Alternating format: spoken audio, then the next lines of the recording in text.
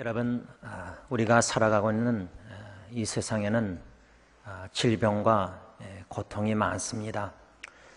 즐겨 부르는 찬송가 중에 이 세상에 근심된 일이 많고 권고한 일이 많고 죄악된 일이 많고 참으로 죽을 일이 쌓인 세상입니다. 그래서 성경 시편 기자는 이 세상의 자랑이 수고와 슬픔뿐이다 말씀하고 있습니다. 특히 우리가 제일 사랑하는 가족, 식구, 아내든 남편이든 부모님이든 또한 특히 우리 사랑하는 자녀가 예기치 못한 질병으로 중환자실에서 고통 중에 있을 때 부모의 마음, 더 나아가서 할아버지, 할머니의 마음, 그 고통은 헤아릴 수가 없습니다.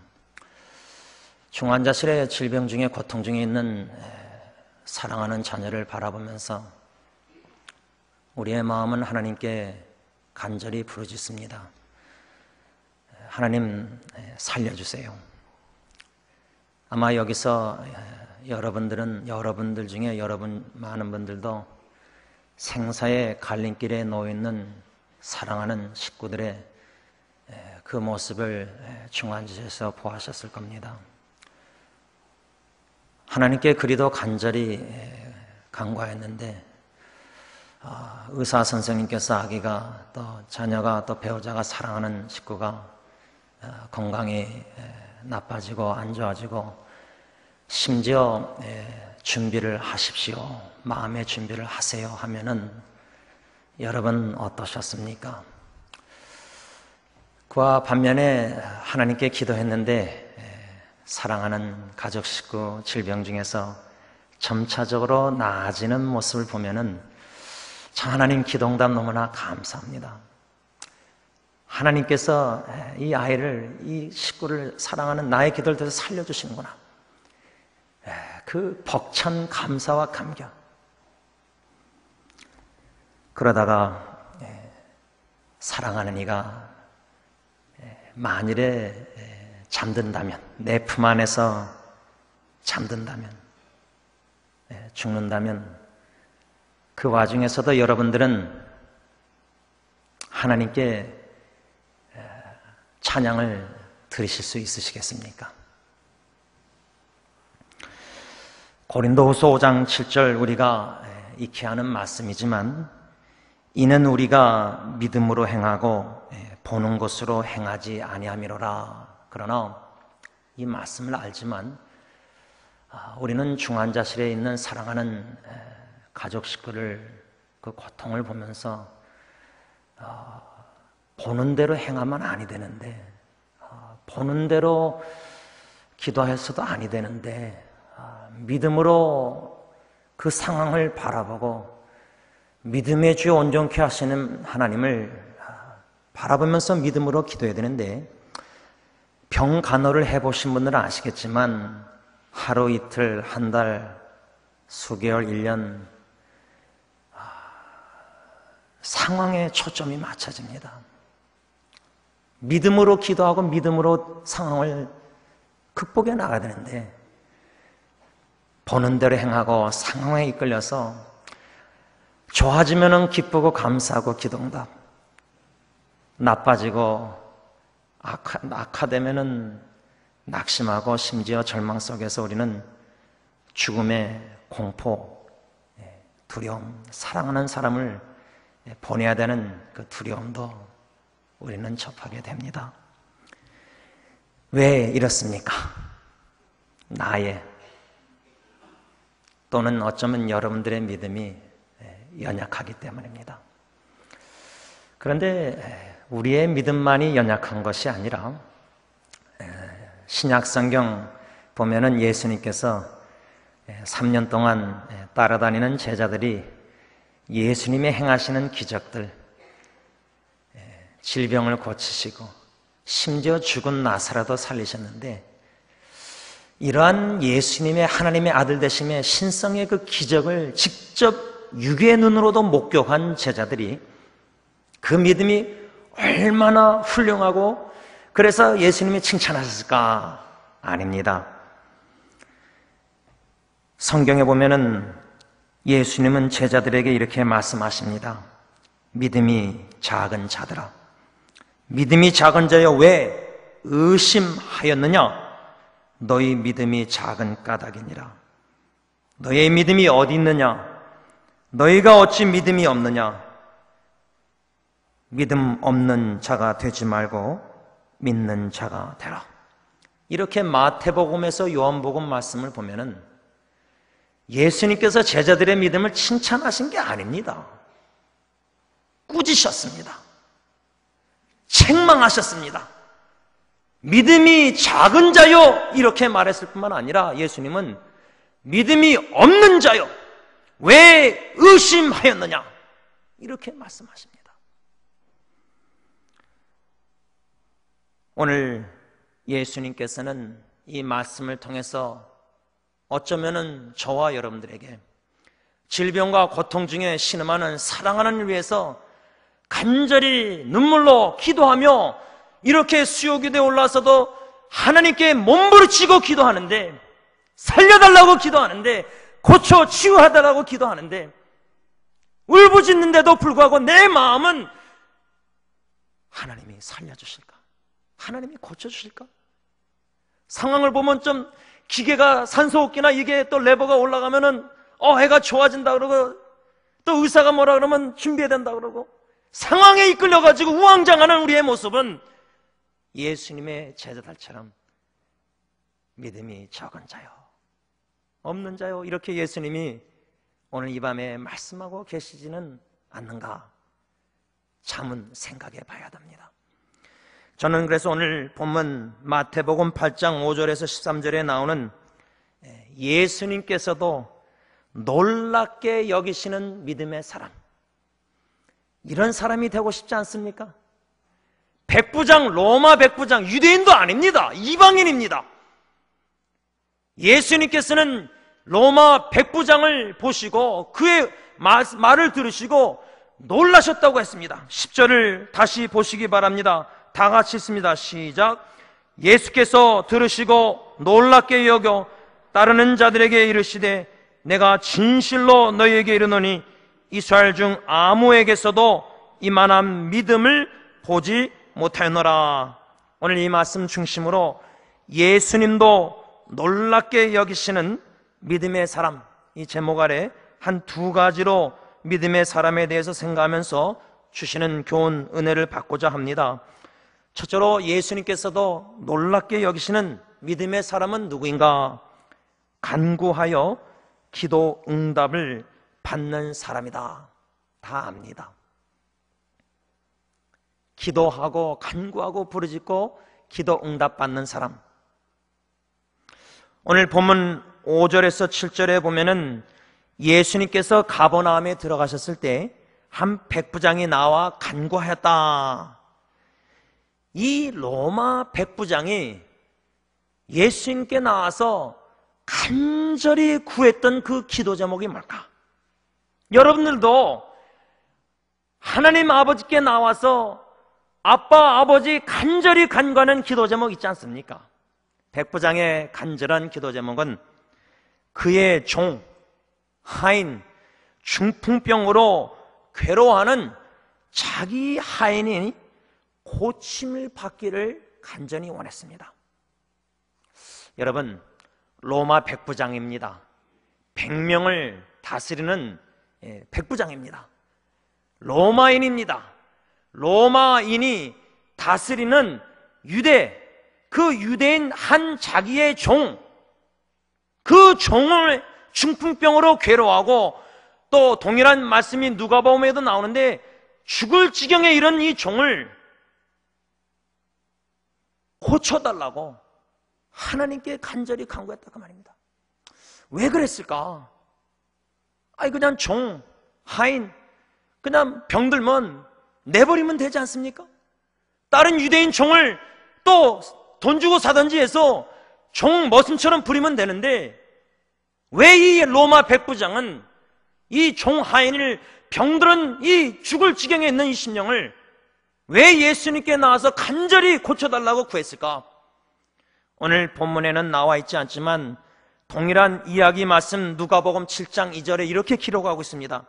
어떤 백부장의 사랑하는 종이 병들어 죽게 되었더니 그겁니다.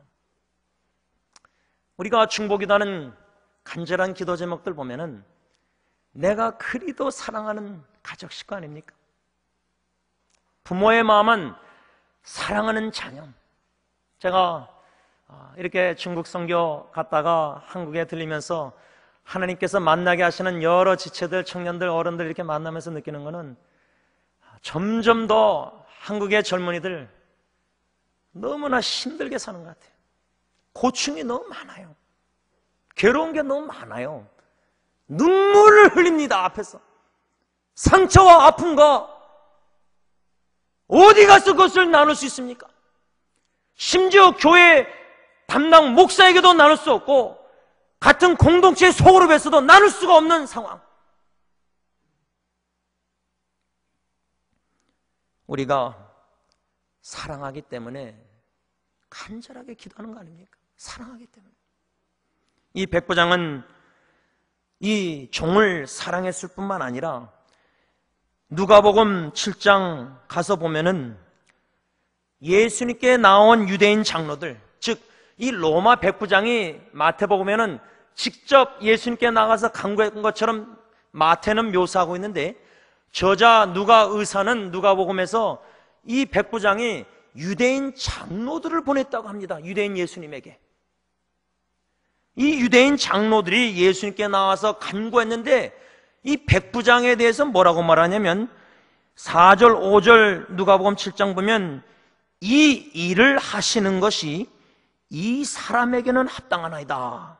그가 우리 민족을 사랑하고 또한 우리를 위하여 회당을 지었나이다. 무엇이 마땅하고 합당하다고 유대 장로들이 로마 백부장에 대해서 예수님에 속였느냐?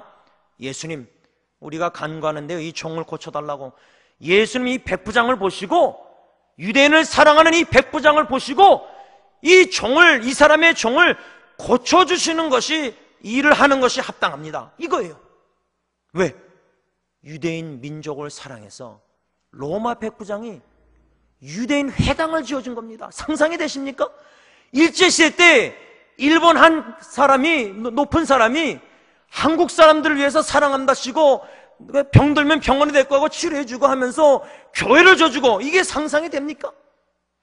로마 백부장이 왜 유대인 민족, 사랑하는 이 민족을 위해서 회당까지 줘주면서 그 한 영혼, 죽어가는 질병에 죽어가는 한 영혼을 살려달라고, 고쳐달라고 예수님께 간구하는 거예요. 저는 이 백부장의 모습을 묵상할 때에 마태복음 5장에 나오는 8복, 8가지 행복의 예수님의 말씀을 보면은 긍휼히 여기는 자는 복이 있나니, 5번째 복. 긍휼히 여기는 것이 무엇입니까? 하인이라 할지라도 예수님이 지극히 높은 곳에서 성육신하여 낮고 낮은 천한 땅에 하나님과 원수된 죄인 중에 괴수들인 저와 같이 영원히 죽어갈 영혼들을 불쌍히 여기신 게 아닙니까?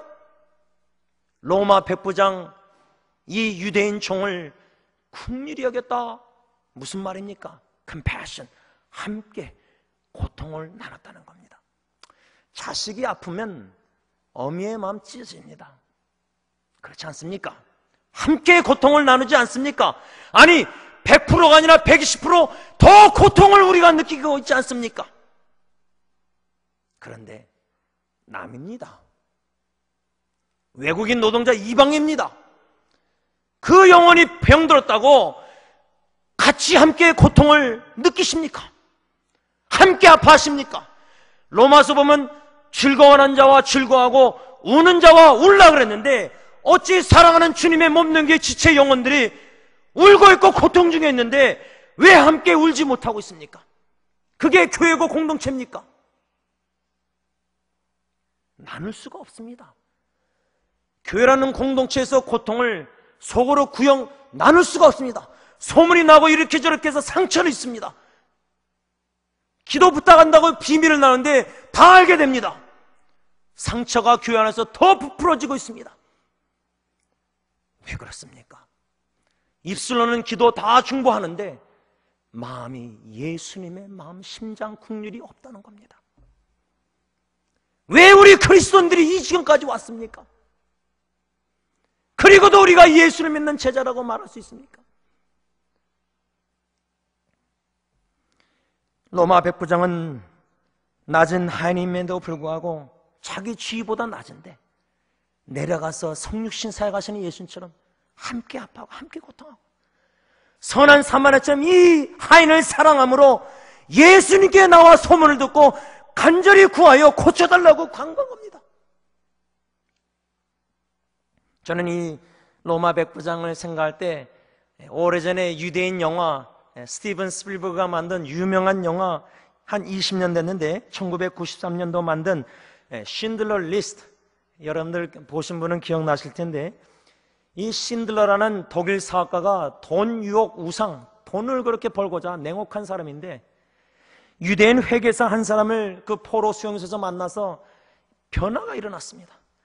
그래서 나치 당원도 되고 이 독일군한테 돈을 뇌물을 먹여서 이 유대인들을 살리고자 계획을 세워요.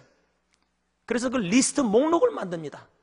그래서 살려낸 사람이, 구해낸 사람이 1100명이라고 합니다.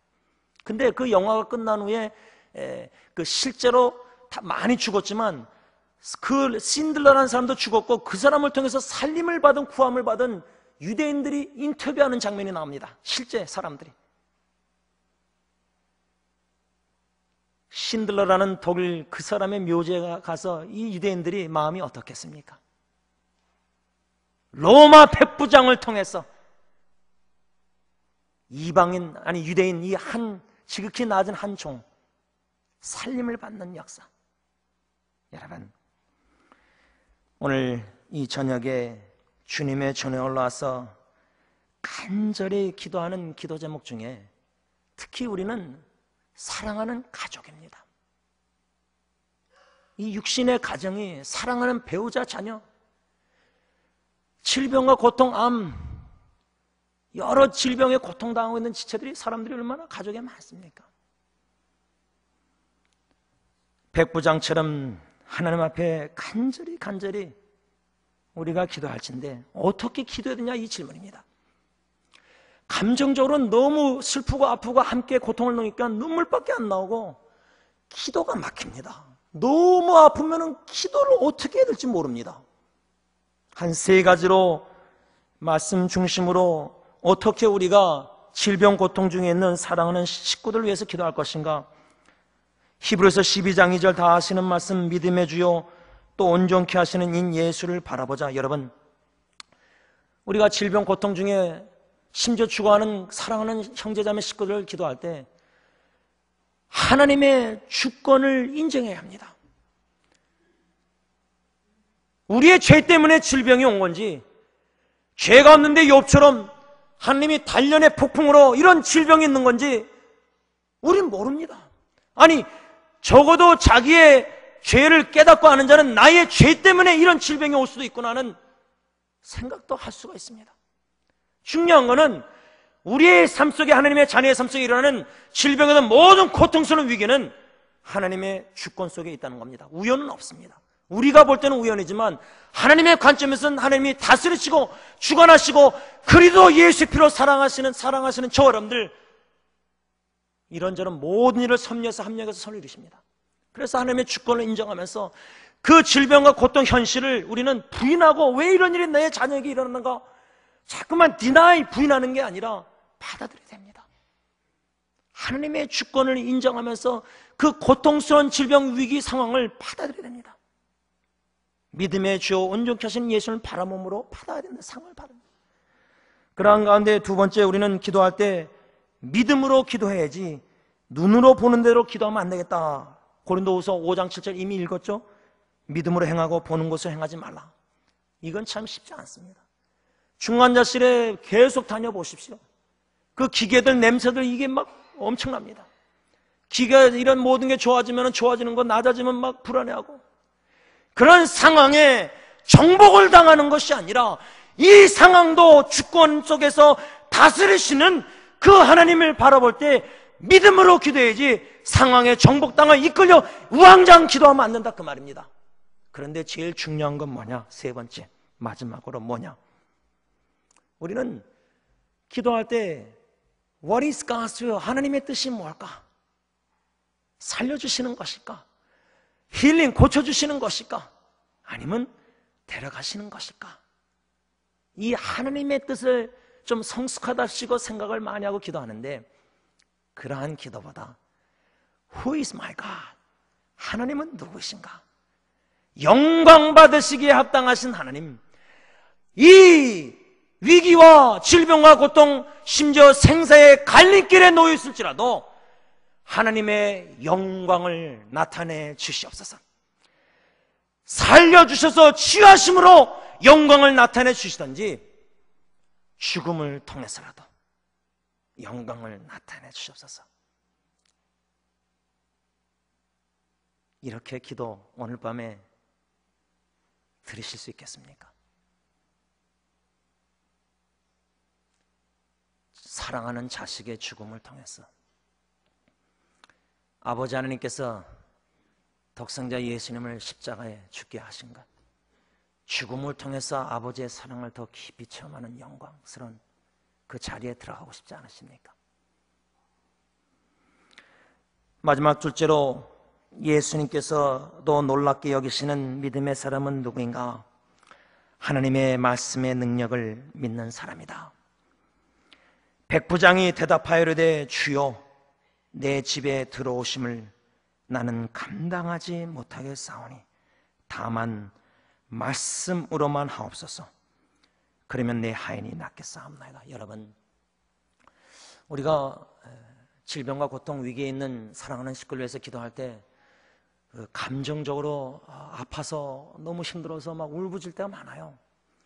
그래서 우리 기도 내용을 뒤돌아보지 못합니다. 한번 우리의 하나님께 말하는 기도 내용을 보면은 뭐 녹음할 수도 없지만, 그렇죠? 많은 기도가, 위기 가운데 드려지는 기도가 내 입장에서 하나님께 드리는 기도, 하나님의 입장에서 받을 만한 합당한 기도일까? 그러면 하나님이 보시기에 합당한 받을 만한 기도는 뭔가? 말씀 중심적인 기도입니다. 감정이 아닌 사실 말씀에 근거한 기도라고 말이에요. 오늘 이 말씀을 받고 기도할 때 하나님 로마 백부장의 말씀을 주셨는데, 그렇게 간절히 긍휼히 여기는 마음으로 종을 해서 간구한 백부장, 내가 가서 고쳐주리라. 기도 응답받지 않았습니까? 말씀의 음성을 듣지 않았습니까? 그 말씀을 붙잡고 기도해야 되지 않겠습니까? 그런데 한 가지 흥미로운 것은 예수님이 직접 가서 고쳐주겠다. 제가 한국교회에서 좀 목회를 배우려고 우리 담임 목사님과 유기장 목사님과 같이 있었던 서영님께 있었을 때 새벽기도 끝나고 나오는데 설교하고 어떤 여집사님이 나와서 이젠 기도 부탁하더라고요. 근데 기도 부탁할 때 그분이 저한테 머리를 내미셨어요. 아마 이젠 목사님이 손 얹어서 이렇게 안찰기도를 원하셨던 것 같은데 저는 그리 하지 않았습니다. 뭔가 안찰기도 뭐 이런 여러 가지 이런 것들을 좀 갈급하니까 원할 수도 있지만요, 목회자가 기도해서 고쳐지는 게 아니지 않습니까? 하나님께서 하시는 거 아닙니까? 목회자는 주님의 도구 아닙니까? 여러분들이 직접 하나님께 예수 이름으로 간구하시지 않습니까? 아버지 하나님께 말씀 믿음으로 붙잡고 간구할 때 하나님께서 자녀가 울부짖는 믿음으로 간구하는 그 기도를 외면하시겠습니까? 내 자녀가 나에게 합당한 말씀에 아버지의 뜻대로 기도하는데, 나의 뜻대로 기도하는데, 간구하는데, 도와달라고 하는데 외면하겠습니까? 내 사랑하는 자식을 독생자 예수님까지 주신 아버지께서, 예수님께서 가서 고쳐주겠다. 그러면 나 같으면 예수님 오세요, 제 아들에게 손 얹어서 좀 기도해 주시고, 뭐 이렇게 여러 가지 치유 역사할 때 뭐 기도해 주세요, 이런 생각 상상할 수 있는데 백부장은 그렇게 안 했습니다. 백부장의 첫 번째 반응은 내 집에 들어오심을 나는 감당 못하겠다.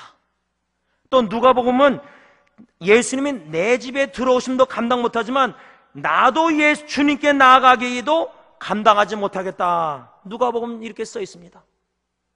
왜 이렇게 반응했을까? 이 감당하지 못하겠다는 말은 아론 니스럽 나는 자격이 없다는 말입니다. 예수님을 내 집에 모실 자격이 없다는 겁니다. 내가 예수님께 나아가서 간구할 자격도 없다는 말입니다. 우리 공로의식 자격 다 있습니까? 은혜의식은 얼로 가고 점점 봉사하다가 칭찬할 때 왜 공로의식이 앞섰습니까? 우리는 아무 자격 없습니다. 아무 공로 없습니다. 예수 십자가의 공로, 그의 행하신 일로 말미암아 은혜로 구원받아 그 은혜가 감격하여 은혜의 힘으로 봉사하지 않고는 견딜 수 없는 마음 아닙니까? 백부장은 감당 못하겠습니다. 이 반응을 볼 때에 예수님의 8가지 행복 8복 말씀 중 5장 5절 마태복음 보면 온유한 자는 복이 있나니, 긍휼히 여기는 자는 복이 있나니, 온유한 자는 복이 있나니, 겸손한 자, 낮은 자 사상, 하인과 같이 내려가서 함께 아파하고 고통하는, 이게 목회자의 심정이 돼야 되고, 이게 예수 그리스도의 심장, 바울의 심장이 아닙니까? 이게 예수의 제자들의 심장이 돼야 되지 않습니까? 백부장은 겸손한 자였습니다. 하나님 앞에서 자기 주제를 알았기 때문에 스스로 낮아진 겁니다. 스스로 낮은 자에게 주님이 다만 말씀만 하옵소서. 겸손한 자에게 필요한 것은 무슨 치유에 쌓은 기적 이런 방언 이런 게 아니라 오직 말씀입니다. 오직 말씀입니다. 왜 다른 것에서 무엇을 찾고 계십니까? 하나님의 생명력의 말씀이 예수께서 나사로에게 나사로야 나오라 이 말씀으로 살렸습니다. 천지를 말씀으로 창조하셨는데 왜 말씀 더하기 무엇을 그렇게 사모하고 찾고 계십니까? 무슨 사인을 그렇게 기도하면서 찾고 계십니까? 병든 자에게.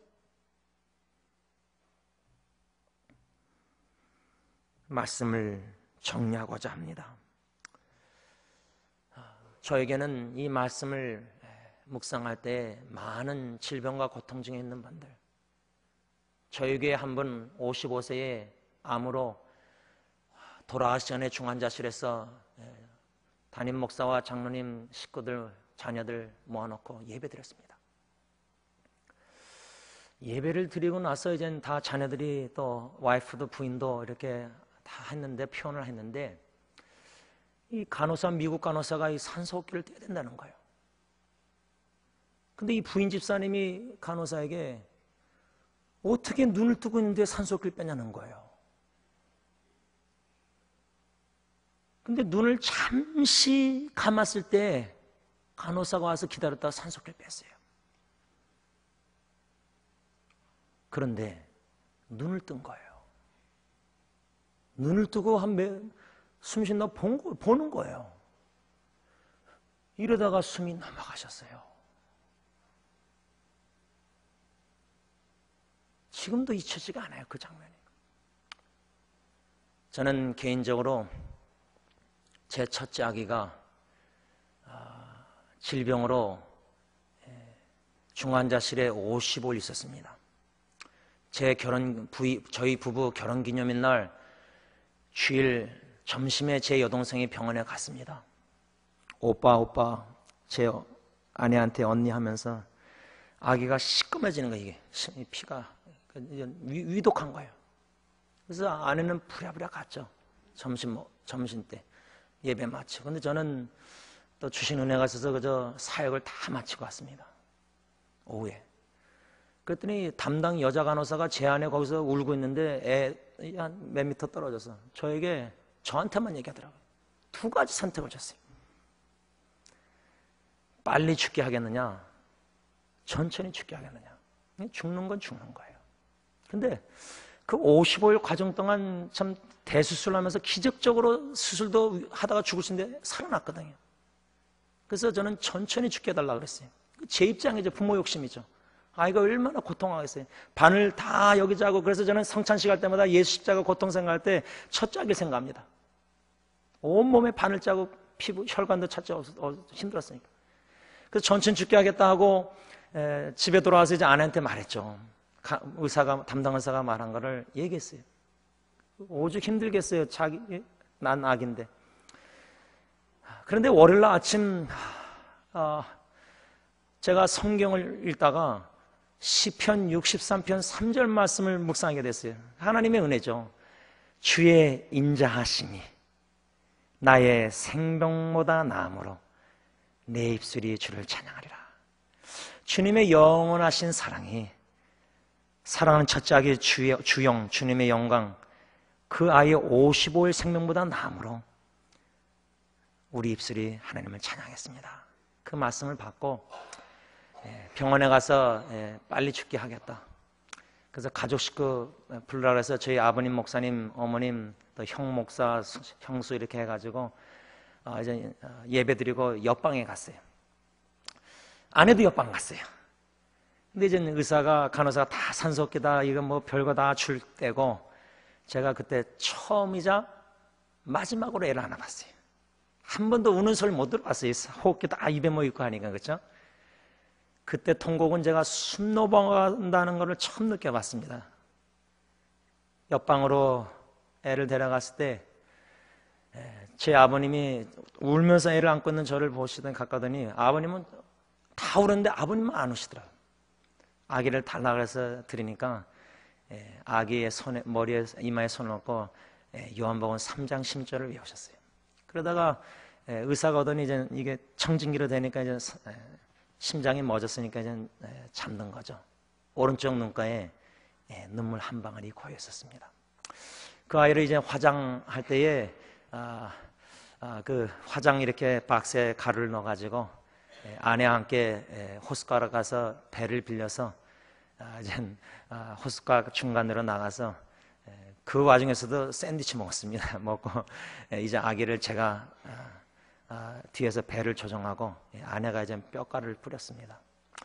그리고 다시 육지로 돌아오는데 아내가 배 앞에 있고 저는 뒤에서 조정하는데 갑자기 뒤를 보더니 저한테 타이타닉, 이런데 타이타닉 여기 영화 기억하시죠? 앞에서 이렇게 근데 그 눈물 흘리면서 타이타닉 농담하는 아내를 볼 때에 제가 그 호숫가의 하늘, 푸른 하늘과 산과 그 자연을 보면서 My Savior's love for me, 나를 향하신 하나님의 구원, 그 가사가 하나님의 사랑이 얼마나, 구원의 사랑이 굉장한지요, 얼마나 놀라운지요, 그 찬양을 불렀습니다.